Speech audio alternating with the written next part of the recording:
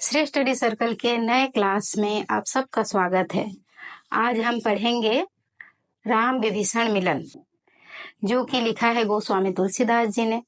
आप लोग जानते हैं कि गोस्वामी तुलसीदास जी ने रामचरितमानस लिखा है, और रामचरितमानस इतना प्रसिद्ध ग्रंथ है हिंदी साहित्य के इतिहास में, जो कि वाल्मीकि रचित रामायण पर आधारित है। और रामचरितमानस न केवल भारत में अपितु विदेशों में भी उतनी ही प्रसिद्ध है। लोगों ने रामचरितमानस पढ़ने के लिए हिंदी पढ़ना सीखा था। तो आप लोग जानते हैं कि रामचरितमानस अवधी भाषा में लिखा गया है, जो कि हिंदी की उपभाषा है। तो यहाँ पर आपके कक्षा 12वीं के साहित्य सुधा भाग 2 में चैप्टर 2 जो है उसमें दिया गया है राम विभीषण मिलन, और यह एक अंश है रामचरितमानस के, जो कि सुंदरकांड से लिया गया है।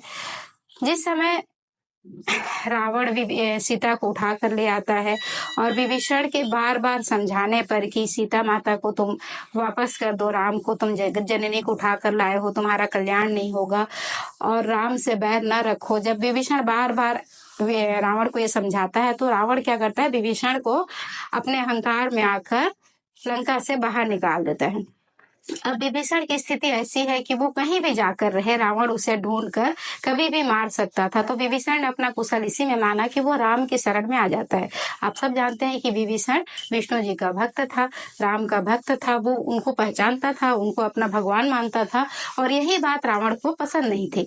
तो विभीषण जब राम के पास आता है और उनसे शरण मांगता है, तो विभीषण को द्वार पर ही सुग्रीव, हनुमान, नल, नील, अंगद जो भी राम के सेना में थे, वो सब उनको द्वार पर ही रोक देते हैं, शत्रु का भाई मानकर, क्योंकि विभीषण रावण का भाई है।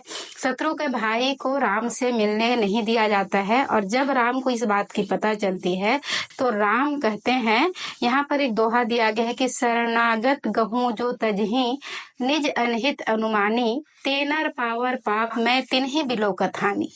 राम कह रहे हैं कि शरण में आए हुए को अपना हित और अहित का सोचकर त्याग करने वाला व्यक्ति से बड़ा पापी इस तीनों लोकों में और कोई नहीं है।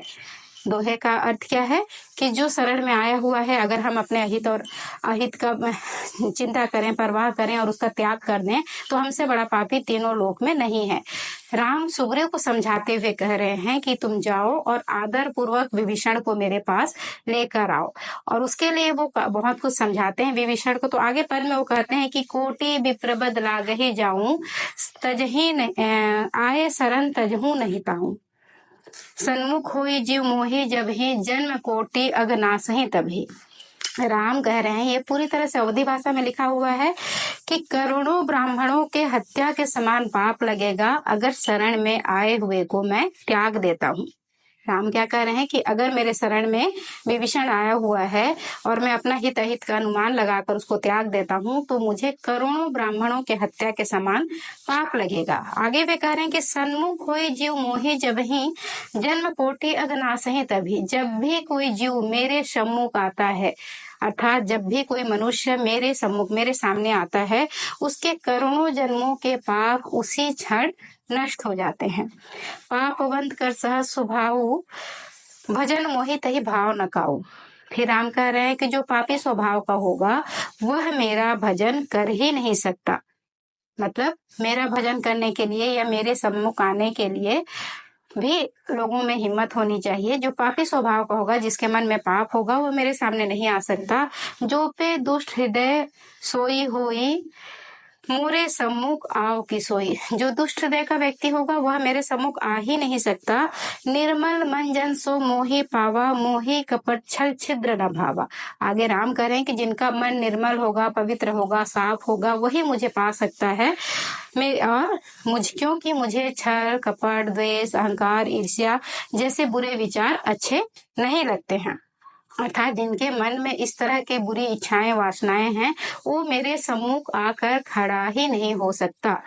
फिर वो कह रहे हैं कि भेद लेन पठवा 10 सीसा, तबहु न कछु भई हानि कपीसा।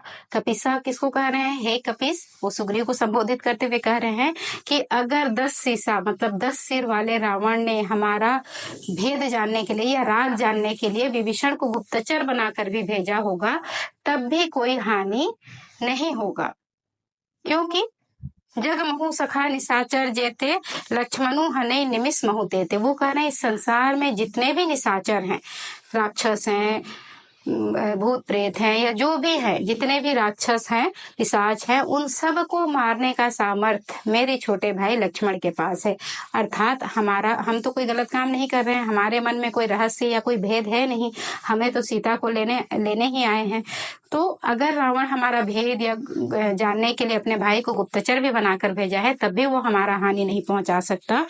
और इस संसार में जितने भी राक्षस हैं, उन सबको मारने का सामर्थ्य मेरे भाई लक्ष्मण के पास है, तो डरने की आवश्यकता नहीं है। जो सभित आवा सरनाई, रखूं ताही प्राण की नाई। राम अंतिम लाइन में कहते हैं कि जो डर कर मेरे शरण में आया है, उसे मैं अपने प्राणों के समान रखूंगा।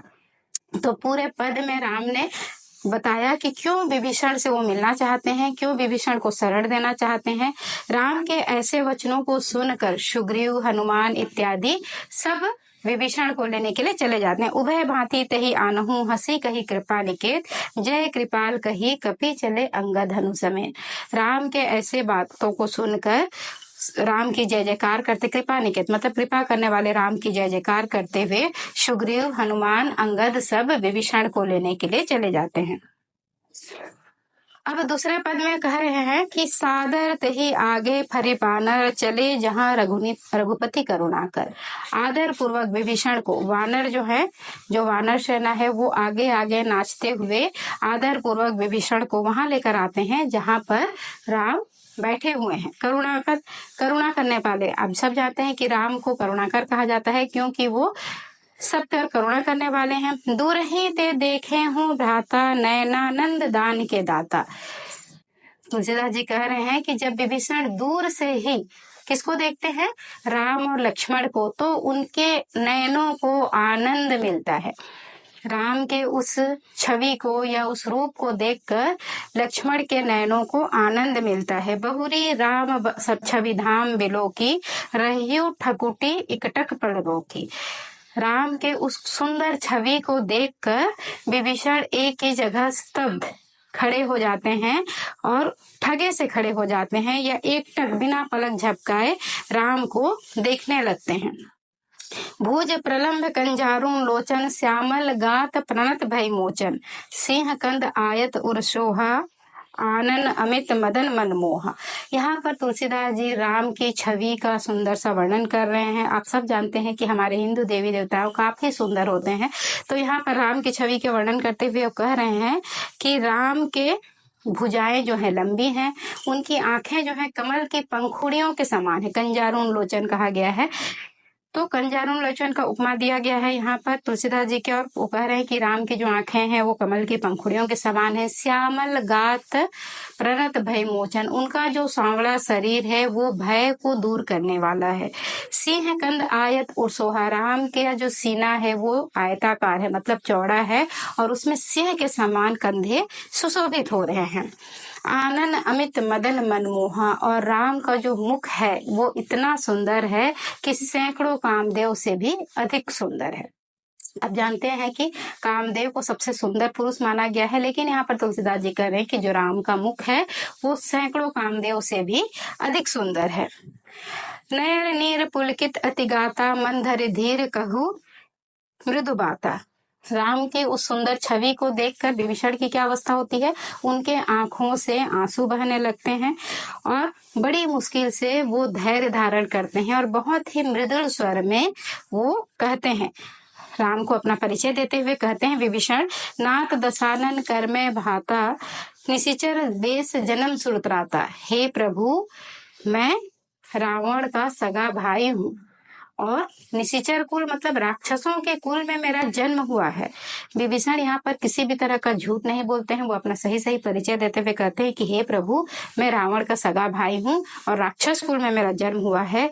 सहज पाप प्रिय तामस देहा जथा उलकहीं तम पर नेहा। मेरा ये जो शरीर है वो सहज ही तामसिक है, अर्थात यह बुरा कार्य ही करना जानता है। जैसे उन लोगों को अंधकार अच्छा लगता है, वैसे ही मेरे इस शरीर को पाप कार्य करना अच्छा लगता है।